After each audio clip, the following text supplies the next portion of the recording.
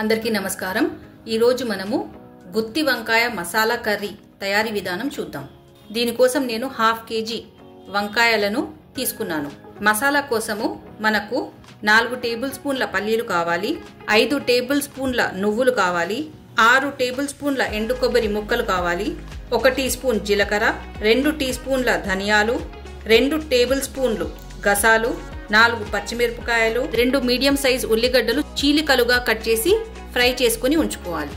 Stove on చేసి pan పెట్టుకొని ముందుగా పల్లీలను లో ఫ్లేమ్ మీద దోరగా వేపుకోవాలి। పల్లీలు వేగాయి, ఇప్పుడు వీటిని ఒక ప్లేట్లోకి తీసుకోవాలి।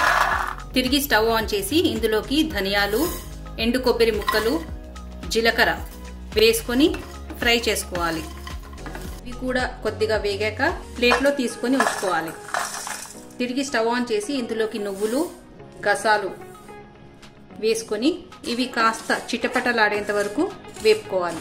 నువ్వులు ఇంకా గసాలు కూడా వేగాక స్టవ్ ఆఫ్ చేసుకొని వీటిని కూడా ప్లేట్లో తీసుకోవాలి। నేను నిమ్మకాయ సైజ్ అంత చింతపండుని వాష్ చేసుకొని తర్వాత నీళ్లు పోసి నానబెట్టి ఉంచుకున్నాను। ఇప్పుడు ఒక మిక్సీ జార్ తీసుకొని ఇందులోకి చల్లారిన దినుసులన్నీ వేసుకొని గ్రైండ్ చేసుకోవాలి। కొద్దిగా గ్రైండ్ అయ్యాక ఇందులోకి ఫ్రైడ్ ఆనియన్ వేసుకోవాలి, పచ్చిమిరపకాయలు, కొద్దిగా కొత్తిమీర, ఇందులోకి 1 టీ స్పూన్ ఉప్పు వేసుకుంటున్నాను, 2 టేబుల్ స్పూన్లమైన చింతపండు గుజ్జు ఇందులోకి వేసుకుంటున్నాను మెత్తగా గ్రైండ్ చేసుకోనికి, మిగతాది పక్కన పెట్టుకుంటాను। మిగతా చింతపండు గుజ్జు కూడా ఇందులోకి వేసుకుంటున్నాను। ఈ మసాలా మెత్తగా గ్రైండ్ చేసుకోనికి నేను చింతపండు గుజ్జు వేసుకున్నాను, కానీ చింతపండు గుజ్జు కూడా చూసుకొని వేసుకోవాలి। మనకు మసాలా అనేది మరీ లూజ్గా కాకుండా ఇలా చిక్కగా ఉండాలి। ఇప్పుడు దీన్ని ఒక ప్లేట్లో తీసుకొని పెట్టుకుందాము। నేను మసాలాని ఇలా ఒక ప్లేట్లో తీసుకొని పెట్టుకున్నాను। ఇప్పుడు మనము వంకాయలు ఒక్కటొక్కటిగా తీసుకొని దీని తోక కొద్దిగా కట్ చేసి, ఈ తోక మరీ పెద్దగా ఉండద్దు, ఇప్పుడు దీన్ని 4 చీలికలుగా కట్ చేసుకోవాలి।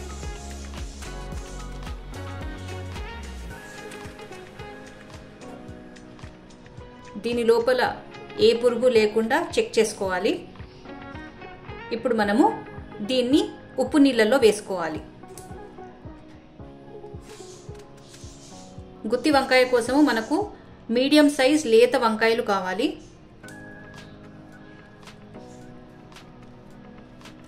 ఇలాగే అన్ని వంకాయలు కట్ చేసుకొని పెట్టుకుందాం। వంకాయలన్నీ ఇలా ఉప్పు నీళ్ళలో వేసుకొని పెట్టుకున్నాను। ఇప్పుడు వంకాయలు ఒక్కటొక్కటిగా తీసుకొని దీంట్లో ఎక్స్ట్రా వాటర్ ఇలా పిండేసుకొని దీన్ని ఇలా ఓపెన్ చేసి ఇందులోకి మసాలా బాగా లోపల వరకు నింపుకోవాలి।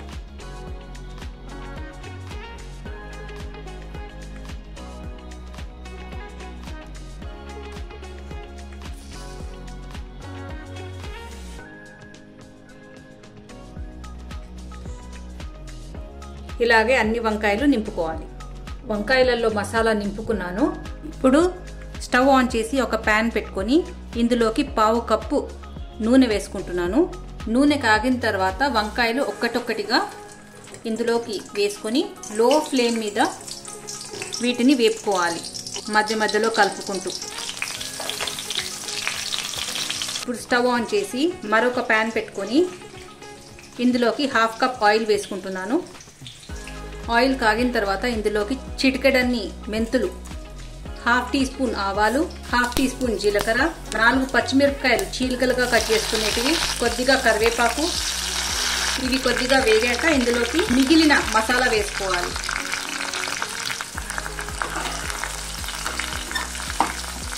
ఇప్పుడు ఇందులోకి 1 టీ స్పూన్ ఉప్పు, నేను ఆల్రెడీ మసాలాలో 1 టీ స్పూన్ వేసాను, 1/2 టీ స్పూన్ పసుపు, 1 టీ స్పూన్ కారం పొడి।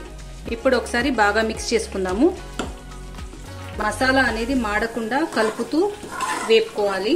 వంకాయలు వేసినప్పుడే మసాలా వేసి వేపుకోవచ్చు, కానీ కింద అడుగంటినట్టు అవుతుంది, కాబట్టి నేను మసాలాని సపరేట్గా మరొక ప్యాన్లో వేసి వేపుకుంటున్నాను। ఇందులోనే 1 టీ స్పూన్ అల్లం వెల్లుల్లి పేస్ట్ కూడా వేసుకుంటున్నాను। మసాలా బాగా వేగి నూనె మనకు సైడ్లకు కనపడుతుండగా ఇప్పుడు మనము ఇందులోకి 1/2 గ్లాస్ నీళ్లు పోసుకోవాలి। నేను ఆల్రెడీ మిక్సీ జార్లో నీళ్లు పోసాను, ఇవే నీళ్లు పోసుకుంటున్నాను।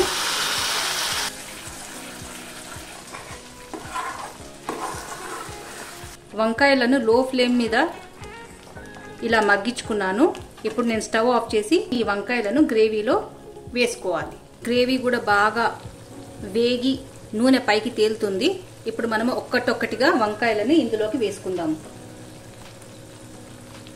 మనకు గ్రేవీకి తగ్గట్టు ఇందులోకి నీళ్లు పోసుకోవాలి. నేను మరో హాఫ్ గ్లాస్ నీళ్లు పోస్తున్నాను. వంకాయలు ఆల్రెడీ సగం వేగాయి నూనెలో. ఇప్పుడు మనము వంకాయలు పూర్తిగా మెత్తగా అయ్యేంత వరకు మూత పెట్టేసి ఉడకనివ్వాలి. గ్రేవీ ఎప్పుడు అడగంటకుండా మధ్య మధ్యలో ఇలా కలుపుతూ ఉండాలి. ఇప్పుడు మన వంకాయ సాఫ్ట్ అయిందేమో చూద్దాము. వంకాయ సాఫ్ట్గా అయ్యింది. లాస్ట్లో ఇందులోకి 1/2 కప్పు కొత్తిమీర తరుగు వేసుకొని ఒకసారి మిక్స్ చేసుకుందాము. గుత్తి వంకాయ మసాలా కర్రీ రెడీ అయిపోయింది. ఇప్పుడు స్టవ్ ఆఫ్ చేసి ఒక ప్లేట్లో సర్వ్ చేసుకుందాం.